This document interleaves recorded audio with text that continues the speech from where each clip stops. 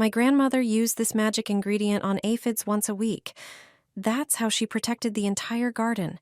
It shields all plants from aphids and also from bacteria. Today, I'll show you 2 ways to make this mixture. For the first method, you'll need granulated garlic. Add 1 tablespoon of granulated garlic to half a liter of warm water. Mix well. The smell of garlic not only repels aphids, but also ants, snails, spider mites, and thrips. Let this mixture sit for 24 hours. After that, strain it through cheesecloth or a coffee filter. Add at least half a liter of water to properly dilute the mixture. Finally, pour it into a spray bottle, and you're ready to go. You can also use another recipe. Use fresh garlic. Cut a few cloves in half and blend them with a little water.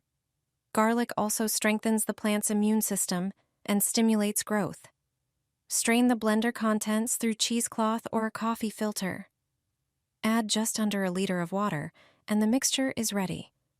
Simply pour it into a spray bottle for easier application. Use it regularly, once a week, on the plants you want to protect from aphids.